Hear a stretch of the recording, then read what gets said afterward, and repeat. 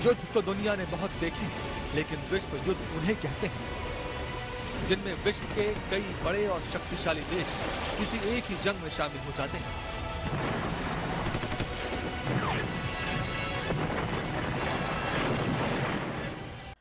देखिए, जो विश्व युद्ध जिसे हम कहते हैं, तो विश्व युद्ध के कुछ पैमाने होते हैं। तो पहला पैमाना तो नाम से ही जाहिर है कि वहां पे बहुत सारे देश एक साथ अगर उस युद्ध को में इन्वॉल्व हैं तो उसको हम विश्व युद्ध कहेंगे। तो ऐसी परिभाषा से तो आप ये भी कह सकते हैं कि उसके पहले भी ऐसे तमाम देश थे, यूरोप में और मिडीवल यूरोप में ऐसी बहुत सी लड़ाइयां हुई हैं जो बहुत सारे क्लैंस के बीच में, या नेपोलियनिक वॉर्स के टाइम में ऐसे बहुत सारे वॉर्स हुए हैं जिनका स्केल बहुत ज्यादा था।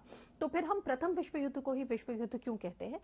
उसमें एक दूसरा पैमाना आ जाता है, इसलिए क्योंकि देखिए, विश्व युद्ध न केवल एक ऐसा युद्ध है जो बहुत ही व्यापक स्तर पे हो रहा हो, जिसमें विश्व के तमाम अग्रणी देश जो है वो शामिल हो, बल्कि दूसरा एक और पैमाना है कि वो एक इंडस्ट्रियलाइज्ड वॉरफेयर जो है वो उसमें हो रहा हो। इंडस्ट्रियलाइज्ड वॉरफेयर से मेरी मुराद है कि उसमें तमाम तरीके के जो इंडस्ट्रियल इनोवेशंस हैं और टेक्नोलॉजीज हैं उसका प्रयोग हो रहा हो। तो ऐसा हमने एक बहुत बड़े पैमाने पर एक इंटरनेशनलाइज्ड इंडस्ट्रियलाइज्ड वॉरफेयर हमने पहली बार फर्स्ट वर्ल्ड वॉर यानी कि 1914 से 1919 के बीच जो पहली वॉर हुई थी हमने उसमें देखा, इसलिए उसे हम विश्व युद्ध कहते हैं। दूसरा विश्व युद्ध जो वो उससे भी ज्यादा इंडस्ट्रियलाइज था और नई तरीके के वेपन्स, और सबसे बड़ा वेपन जिसको कि हम आज के दौर में एटॉमिक बॉम्ब के रूप में जानते हैं, वो वहां पे प्रयोग हुआ।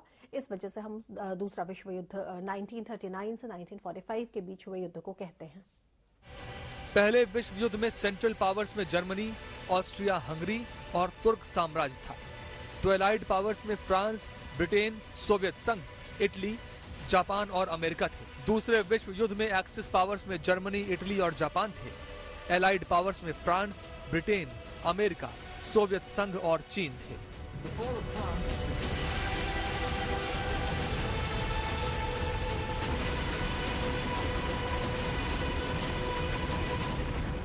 दरअसल विश्व युद्ध में कौन जीतेगा ये तय होता है कि आपकी टीम में कौन कौन है। अगर तीसरा विश्व युद्ध छिड़ता है तो एक तरफ यूक्रेन है जिसके साथ नेटो देश है, जिनमें Belgium, Canada, Denmark, France, Iceland, Italy, Luxembourg, Netherlands, Norway, पुर्तगाल, यूके और यूएसए। जापान, दक्षिण कोरिया, ऑस्ट्रेलिया भी यूक्रेन का साथ दे रहे हैं।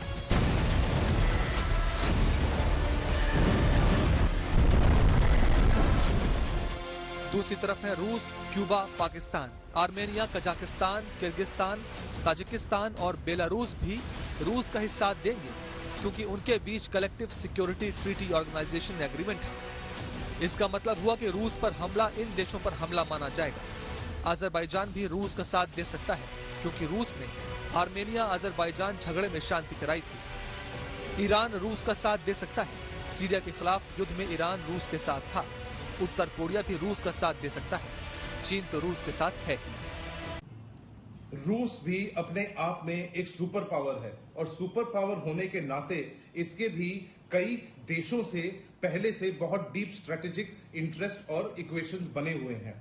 अगर पुराना जो यूएसएसआर था उसके जो पूरे टूटकर जब इंडिपेंडेंट कंट्रीज बने हैं तो मैक्सिमम जितने सो टूटकर स्टेट्स और कंट्रीज हैं वो सब अभी भी रशिया को सपोर्ट कर रहे हैं। साथ ही साथ 2011 में पुतिन ने एक ये भी बनाया था जो इकोनॉमिक फोरम जिसे कहते हैं AEU, जिसमें आज की तारीख में भी बेलारूस और कजाकिस्तान उनके मेंबर्स हैं। साथ ही साथ अगर आर्मेनिया ने, कजाकिस्तान ने, ताजिकिस्तान और उज्बेकिस्तान भी रूस के साथ एकदम खड़े हुए हैं। और रूस का एक बहुत बड़ा लॉन्ग टर्म एली है क्यूबा। क्यूबा भी हमेशा रूस के पक्षदार ही रहता है। और जिस तरह से हमने देखा था इमरान खान जो पाकिस्तान के प्रधानमंत्री, जिस दिन यूक्रेन पर पहला अटैक भी हुआ था उस दिन पाकिस्तान भी वहां पे पहुंचा हुआ था, लेकिन पाकिस्तान का एक स्टेटस बहुत कंफ्यूज स्टेटस है तो उनका पता नहीं चलता है कि वो किस तरफ है और किस तरफ नहीं है। रही चाइना की बात, चाइना के बहुत इकोनॉमिक इंटरेस्ट डीप है रशिया के साथ, और साथ ही साथ जिस तरह से पश्चिमी देशों के साथ यूएस और नाटो ट्रूप्स के साथ चाइना का भी जो दिक्कतें हैं, जो चाइना खुल के सामने नहीं आ रहा है, लेकिन चाइना एक तरीके से रशिया के साथ अपने इक्वेशंस और बढ़ाने की कोशिश जरूर कर रहा है।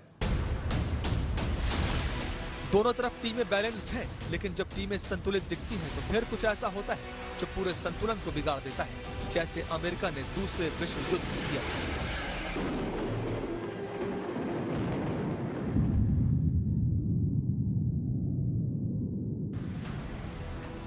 आज की तारीख में रूस के पास परमाणु हथियार दुनिया के सभी देशों से ज्यादा है। रूस के पास 6,257 परमाणु हथियार हैं, अमेरिका के पास 5,550, चीन के पास 350 परमाणु हथियार हैं, फ्रांस के पास 290, यूके के पास 225, पाकिस्तान के पास 165, भारत के पास 156, इजराइल के पास 90 और उत्तरी कोरिया के पास 40 से 50 परमाणु हथियार हैं।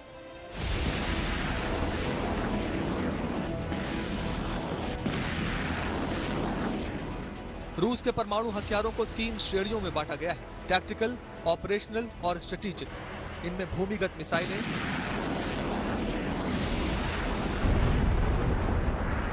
पनडुब्बी से लॉन्च होने वाले और हवा में लॉन्च होने वाले हथियार शामिल हैं।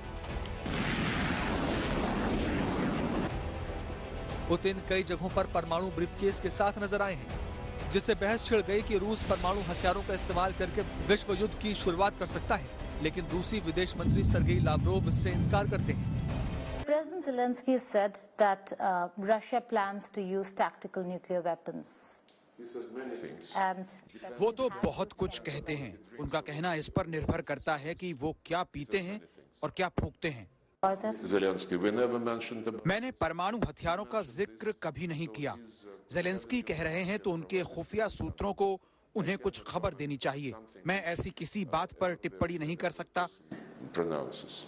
Вся пятерка постоянных членов Совета Безопасности ООН. नेटो रूस के साथ प्रॉक्सी वॉर में लगा हुआ है। युद्ध का मतलब है युद्ध। परमाणु हमले के जोखिम को कम करके नहीं आंकना चाहिए और युद्ध खत्म करने का कोई भी समझौता काफी हद तक जमीनी सैन्य हालात पर निर्भर करता है। Недопустимости ядерной войны. И это наша принципиальная позиция. परमाणु हमलों पर होने वाली बहस सीधे 1945 तक जाती है, जब पहली बार किसी देश पर परमाणु हमला हुआ था। 6 और 9 अगस्त 1945 को दूसरे विश्व युद्ध में अमेरिका ने जापान के शहर हिरोशिमा और नागासाकी पर परमाणु हमला किया था और दोनों के दोनों शहर पूरी तरह से तबाह हो गए थे। सेकेंड वर्ल्ड वॉर के टाइम पे हमने और भी ज्यादा हमने इंडस्ट्रियल स्ट्रैटेजीज को देखा, जैसे कि हमने एटॉमिक टेक्नोलॉजीज का इस्तेमाल पहली बार देखा। हमने और भी नए तरीके के रेडार्स को पहली बार हमने देखा कि रेडार्स का क्या महत्व होता है, सिग्नलिंग का क्या महत्व होता है। तो ये सब जो चीजें हैं ये बेसिकली किसी युद्ध को एक अलग तरीके का डायमेंशन देती हैं और तब हम इनको एक वर्ल्ड वॉर कहते हैं। और दूसरा ऑफ कोर्स हम इसे वर्ल्ड वॉर इसलिए भी कहते हैं क्योंकि इनके थ्रू जो डिस्ट्रक्शन होता है वैसा डिस्ट्रक्शन हमने पहले कभी नहीं देखा था। तो फर्स्ट वर्ल्ड वॉर में जितना डिस्ट्रक्शन हुआ वो अपने आप में बहुत परेशान करने वाला तथ्य है, लेकिन उसके बाद जो सेकेंड वर्ल्ड वॉर में हुआ उतना डिस्ट्रक्शन अभी तक मानव जाति ने किसी एक वॉर के जरिए नहीं देखा था। आज रूस और यूक्रेन के साथ कई देश तीसरे विश्व युद्ध के मुहाने पर खड़े हैं।